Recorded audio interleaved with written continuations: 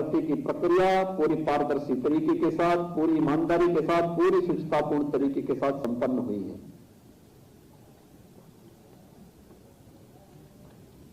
ईमानदारी और शुचितापूर्ण तरीके से भर्ती की प्रक्रिया का संपन्न होना आप जैसे युवाओं को भी अपने लक्ष्य को प्राप्त करने में मददगार साबित हुआ। आज यही कारण है कि बुरा उन लोगों को लगेगा जिन लोगों की अवैध कमाई का जरिया बंद हो गया है। कोई भर्ती निकलती थी, वे झोला लेकर के निकल पड़ते थे वसूली में, लेकिन आज उन्हें मालूम है कि झोला लेकर निकलेंगे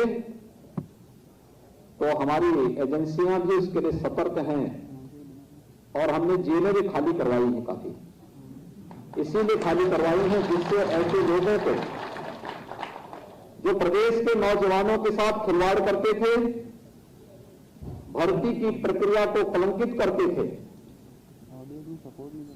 उन सबके खिलाफ कठोरतापूर्वक कार्रवाई की गई और परिणाम सामने है। आज हम बड़ी से बड़ी परीक्षाएं भी संपन्न कराते हैं कि निकाल नहीं होता। अभी हम एक परीक्षा कराने जा रहे हैं, आपको मालूम है उसमें कितने एप्लीकेंट हैं? उसमें आवेदकों की संख्या है 30 लाख। देश की सबसे बड़ी परीक्षा होने जा रही है और आप देखेंगे कहीं तिल का नहीं मिलेगा, पूरी ईमानदारी के साथ, और पहले से इस बारे में कह रखा है।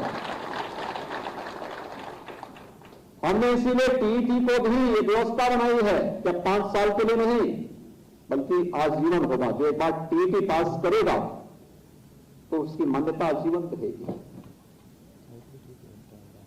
सरकारी व्यवस्था में, निजी क्षेत्र में या स्वयं के अपने संस्थान को संचालित करने के लिए उसकी योग्यता पर हम प्रश्न क्यों खड़ा करेंगे? और ये प्रक्रिया निरंतर आगे बढ़ रही है। लेकिन जिनको ये पारदर्शी व्यवस्था अच्छी नहीं लग रही वो लोग उसको करेंगे, उसको बोलेंगे और उनका कुछ बोलने के बाद ये लोग फिर कहीं ना कहीं, क्योंकि चाहते ही नहीं कि कुछ अच्छा हो, ईमानदार प्रयास हो, व्यवस्था पारदर्शी बने, योग्यता के अनुसार लोगों को अवसर मिले, आरक्षण के नियमों का पालन हो, वह गैंग नहीं चाहता था। लेकिन जब सरकार ने इसको लागू किया तो उनको बुरा लगना स्वाभाविक है। ठीक कहा बेसिक शिक्षा मंत्री ने कि चोर की दाढ़ी में तिनका। वह हम लोगों ने तो एक ही बात कही कि जो युवाओं के भविष्य के साथ खिलवाड़ करेगा वो तय कर ले कि उनको खिलवाड़ करना है और खिलवाड़ करके अपनी प्रॉपर्टी को जब्त करवाना है कि पारदर्शी ईमानदार प्रक्रिया को आगे बढ़ाने के लिए योगदान देना है। क्योंकि इस पर प्रदेश की पूरी व्यवस्था टिकी हुई है। याद करिए, बेसिक शिक्षा परिषद का हमारा वार्षिक बजट है 53,000 करोड़ रुपए से अधिक का। याद करिए, 53,000 करोड़ रुपए से अधिक राशि हम केवल बेसिक शिक्षा परिषद पे खर्च करते हैं। इतनी बड़ी धनराशि एक वर्ष में खर्च होती है तो आखिर इसका लाभ प्रदेशवासियों को मिलना चाहिए कि नहीं मिलना चाहिए? प्रदेश की 24 करोड़ जनता को उसका लाभ मिलना चाहिए कि नहीं मिलना चाहिए? और लाभ इस रूप में मिलना चाहिए कि हमारे बेसिक शिक्षा परिषद के स्कूल भी किसी पब्लिक स्कूल और किसी कॉन्वेंट स्कूल का मुकाबला करते हुए दिखाई दें। और यह महत्वपूर्ण जिम्मेदारी आपके ऊपर है।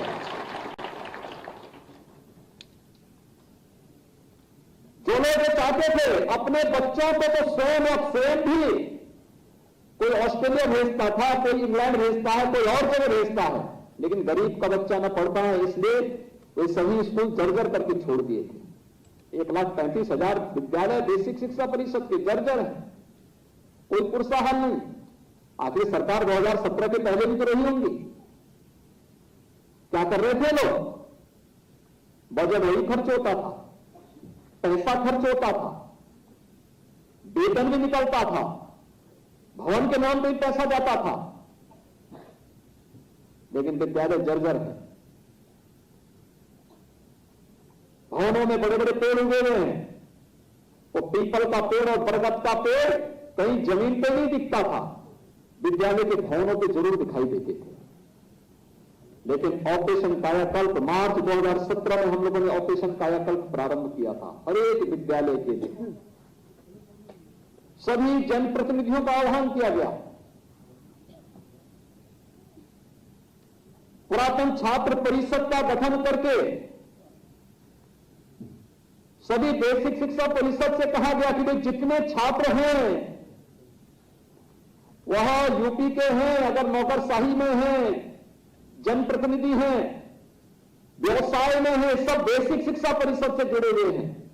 मैं स्वयं बेसिक शिक्षा परिषद के स्कूल में पढ़ा हूं, तो कैसे हम कह सकते हैं कि कोई इसमें योगदान नहीं देगा? मैंने कहा हर व्यक्ति एक एक विद्यालय गोद ले। लोगों ने कहा गोद लेके क्या करेंगे? तब भी विपक्ष ने उंगली उठाई थी कि गोद लेके क्या करेंगे, क्या विद्यालय गोद ले जाते हैं क्या? मैंने कहा विद्यालय गोद ले जाते हैं, कैसे ले जाते हैं थोड़ा देखना। तब भी उन्होंने हमारी कार्यकर्ता से प्रश्न किया था। लेकिन आज जब 1,20,000 से अधिक विद्यालयों को ऑपरेशन कायाकल्प के माध्यम से उनका सुंदरीकरण करके उन्हें स्कूल दिखने लायक स्कूल बना दिया गया, उनकी आंखें अब उसको देख करके भी घबरा रही हैं कि अगर गरीब का बच्चा पढ़ जाएगा तो फिर क्या होगा। उनको परेशानी इस बात की है कि उन बच्चों की यूनिफॉर्म, आज सरकार उनको 2-2 यूनिफॉर्म देती है, बैग देता है, बुक्स देती है, जूते मोजे उन बच्चों को उपलब्ध कराए जाते हैं।